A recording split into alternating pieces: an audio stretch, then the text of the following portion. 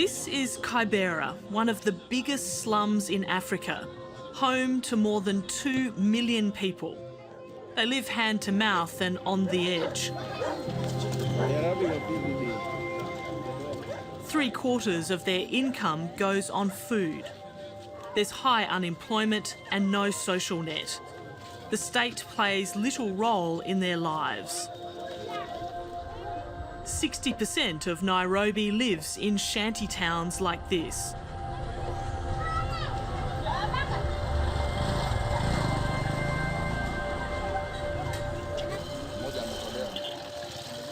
When someone commits a crime, the victims don't look to the government for help.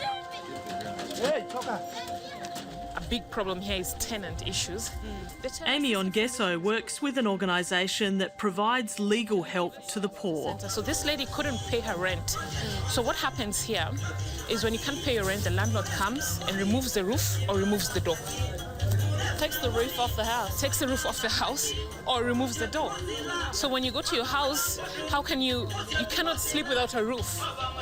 So you cannot have a democratic nation or people who believe in the nation or the system if the justice system is down. It's because people don't have faith in the judiciary. So my neighbor steals from me, he takes my cow or he takes my TV. Oh, let me wait and go report to the judiciary. No, that will not work. So what I will do is take justice in my hands and beat him, probably beat him to death. And that is why even mob justice is still being done in the streets of Nairobi, because it's quick justice for what we feel is unfair. With no legal aid system, there's next to no chance that anyone here could find the means to pay for legal representation.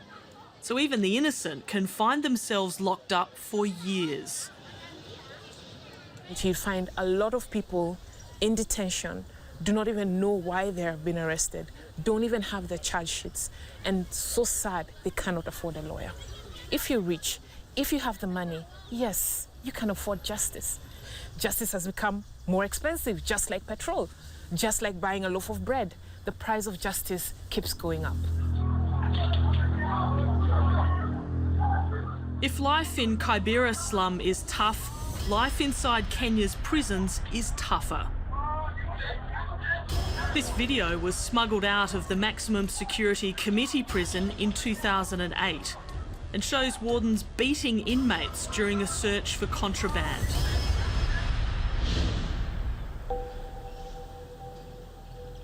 The prison still has an infamous reputation, but we're told it's now a place of dramatic change and innovation. A place where convicts can take the law into their own hands in a good way. The committee is home to almost 2,000 souls, including convicted terrorists, murderers and armed robbers.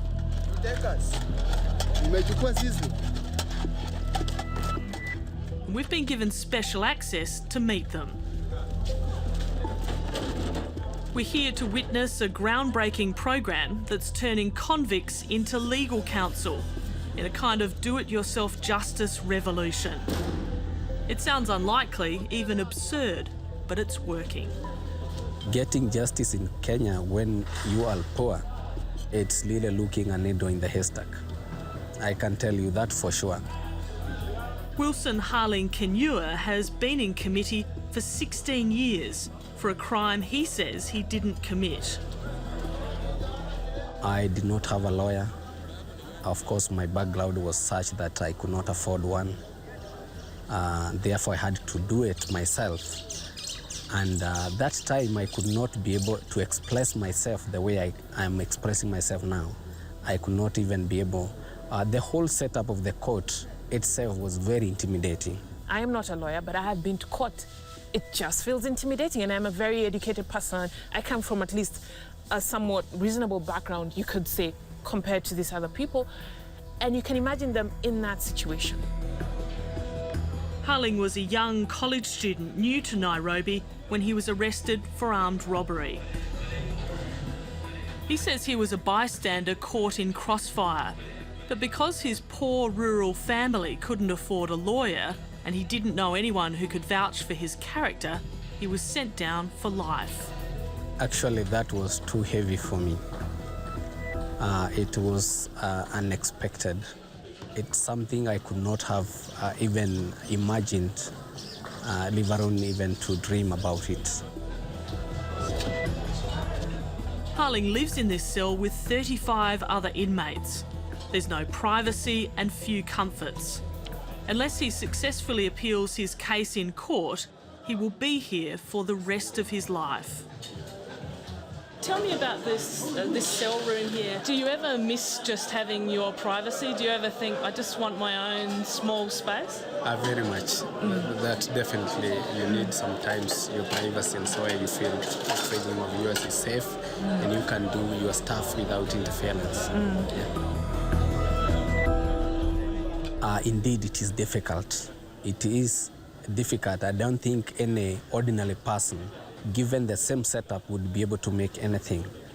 But we have been able to adapt to the situation, and we are driven by the ambition. This is no prison pantomime. The inmates are reenacting a real case. I, Christopher Ndunda, swear that everything that I'm going to say before this court is the truth and the truth alone as it is known to me.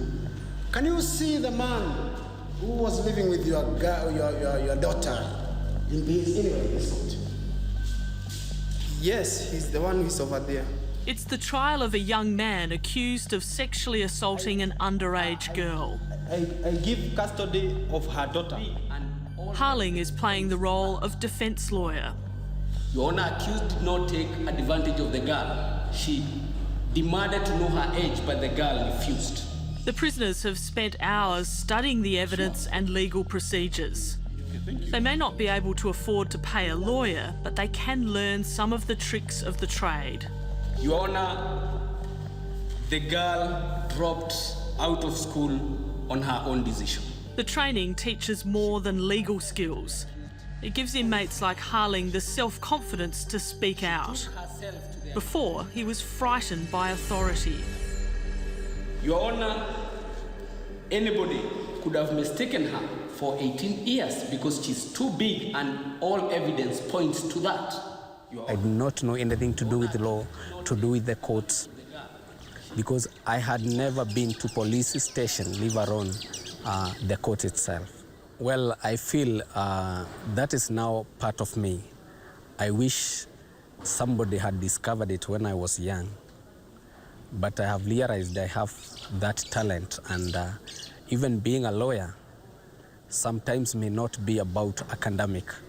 It could be you've got something inside yourself, and that now coupled with the academic, then you can do amazing job. A prima facie case has been established against the accused person. The inmates are not trained as lawyers but as paralegals. They learn the basics of the law to represent themselves in court or write appeals for their cellmates. They argue the cases as if their lives depend on it.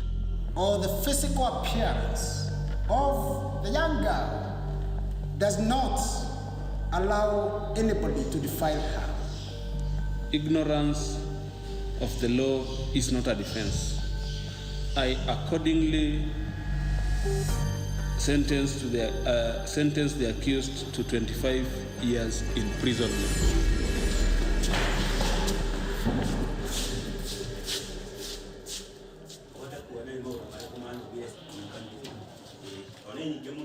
The paralegals work from this tiny office inside the prison. Some of the inmates who have exhausted their own avenues of appeal work tirelessly for those who still have a chance. Across Kenya, prison paralegals have won more than 3,500 cases in the past decade, allowing innocent inmates to be freed. Well, with the passion I have, for me, every sentence I read in my books of law brings some smile that I now know what it should be done.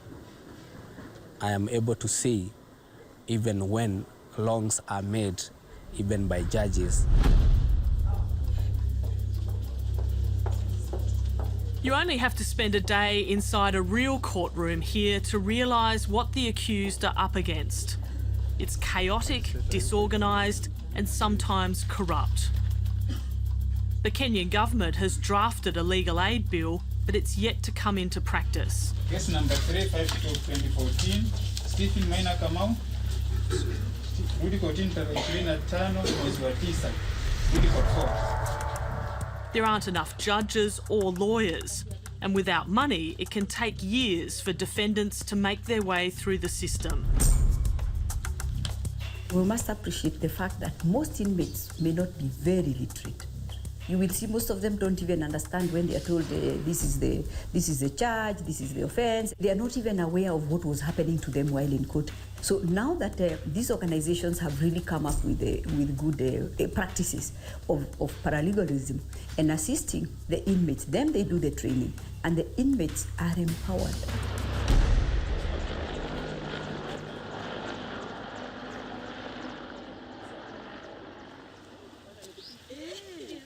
Wanini Kireri is the woman who's made it possible for so many prisoners to hit the books and win their freedom.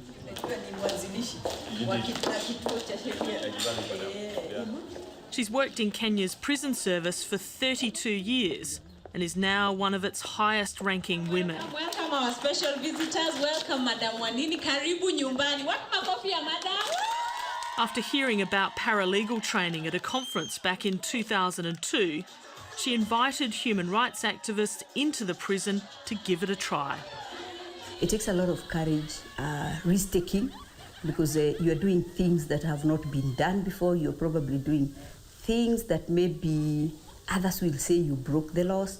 So it takes courage. Sometimes it's painful. Sometimes the fruits are also very positive, and sometimes you cry and sometimes you're happy. But for most of the times, it's been very positive for me, and I feel inspired. Thank you very much. Thank you very much. Madam Wanini Kireri, if I could give her a Nobel Peace Prize myself. I would. It's very difficult to penetrate the prison system because it's a very strict system. It's very rigid. It's very bureaucratic. But because of her help and holding our hand through the system, we had a very easy time. You are actually the mom of Langata Women Prison. Thank you very much. You make our day. Today, Wanini is guest of honour at a talent show in Langata Women's Prison, a highlight in an otherwise pretty predictable calendar for the inmates. Not too many prison officers would get this kind of heartfelt praise from their charges. She's a wonderful, we love her. You know, Madam Wanini, just listen. She has a heart of listening to you, your problems, just to draw you closer to her. Langata is not just home to female inmates, but to dozens of children too. The youngsters can stay behind bars with their mothers until they turn 5 years old. Yeah, they are human beings, and it's important that people recognize the fact that nobody chooses to go to prison. It can be my sister, it can be your sister, it can be my brother.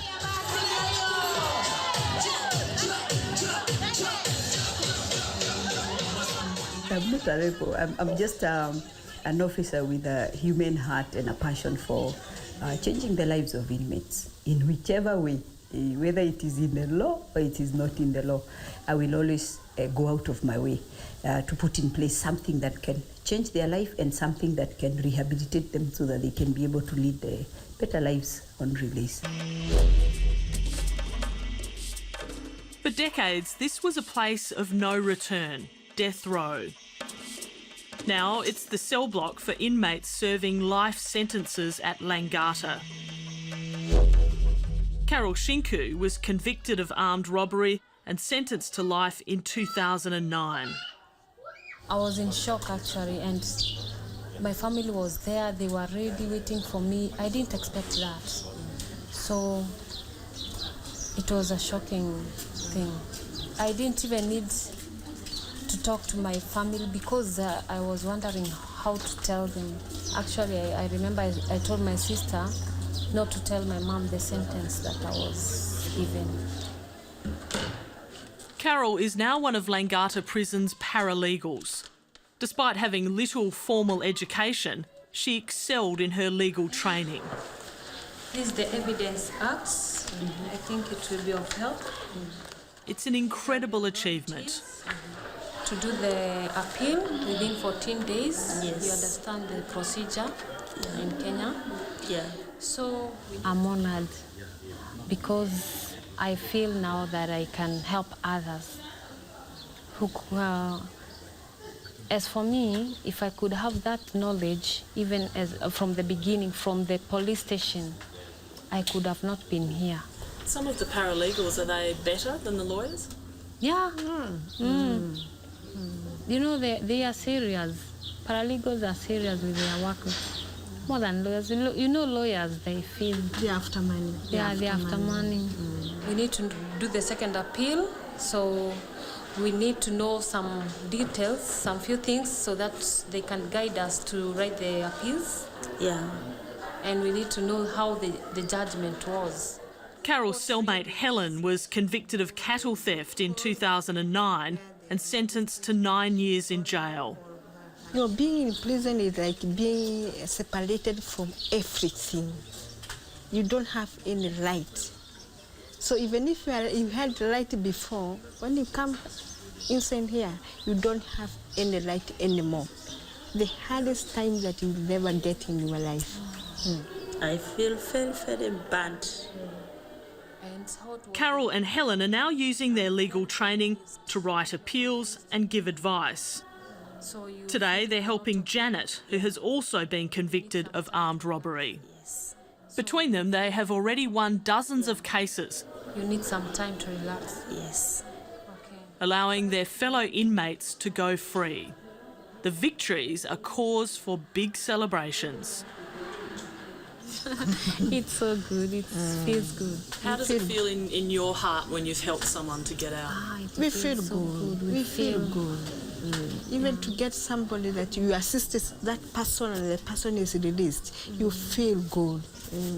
You feel you have worked. The training that you had doesn't go and That must be the best time. It is the best time.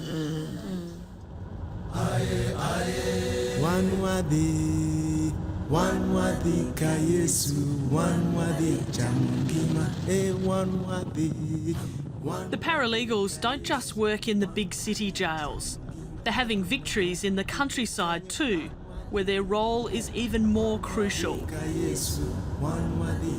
Often the situation is even worse out here in the rural areas. There are very few lawyers outside the city, and many of the local people here only have limited education. We're on our way to meet a man who had to spend years to not only clear his name, but to get out of prison. He's one of the success stories of the paralegal movement here in Kenya. This is when I was in prison. I requested the officer in charge to allow me... Martin Muneni Mwai is still adjusting to life on the outside. He's back home with his family now, but he lost more than a decade in and out of court fighting wrongful charges of fraud in connection with a land deal. These people are called Kituo cha Sheria. They operate in Nairobi.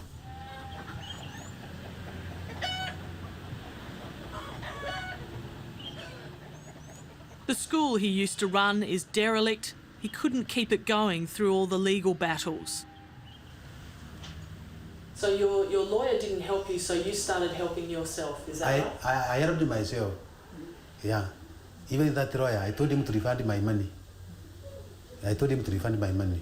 Yeah. In fact, he was very ashamed because I helped myself. Do you feel sorry for the inmates who are still inside? Yes, no. Yeah, of course, yes, because nobody would like to be in prison. Martin has agreed to take us to Nyeri prison, where he was held illegally. You see, I'm still remembering you. This will be the first time he's returned since he was released last year. What does it feel like, Martin, to be coming back into here? Does it feel strange? Yeah, I'm very happy in the first place. to visit the prison once again. So what about here? This is the kitchen area here? That's the main kitchen. I cannot forget that place because that's where we are getting our food from. He was sentenced to 5 years jail for fraud, even though the maximum possible sentence was 1 year. While he was inside, Martin decided to take part in a paralegal training course. He found he had a talent for the law. He says he will never forget being locked up as an innocent man. This is the main gate to the main industry area. We used to go this side. I was afraid and very, very worried. I even became sick because I am there. Nobody would believe that I'm not a criminal and I'm innocent. I could not tell anybody you know the strictness of the prison. So I had to keep quiet there. Okay. That's why I'm doing carpentry. Yeah. These are my colleagues. Hi, gentlemen. Martin kept writing letters to the Chief Justice arguing his case. Eventually, the judge who wrongly sentenced him was removed from the bench for misconduct, only to be later reinstated. So this is where you used to work, Martin? Every day. You spent many hours here? Yeah, I spent about 6 hours here. Right. Every day. Martin didn't just get himself out of jail. Incredibly, he also won appeals for 36 of his cellmates, but many others are still stuck inside. How many years have you been inside? Now I have 15 years. 15 years. When you see someone like Martin can get out, does it give you some hope that maybe you can get out too?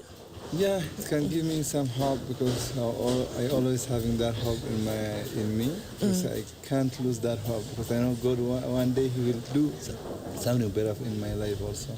Poor people like us, we can stay here our life. But if I have a big person in outside, it is unfortunately it is very hard to get out. It's very hard. So if you're poor, you will stay here for a long time. Yeah. Look so now, like this I have 27 years in prison because he don't have somebody to follow him. He comes from poor family. So this is B block for convicted prisoners? Yeah, convicted prisoners. Yeah. This the officer is standing there. I used to stay in this room. Yeah, this was my house. This was yours here? Yes. This cell was Martin's home during his time in jail. So what's going through your mind, Martin, to be back here after a long time? What are you thinking? I'm happy to see where I was living, but I would not like to come back here. It's hard for him to describe the joy he felt when he finally beat the system and won his freedom. It's like a chicken when it has been locked in a cage and a door has been opened for it. I was very happy in the first place. And let me tell you, nobody would like to look back at that gate. When you are told to walk, you just walk straight without looking back because it's not a good place.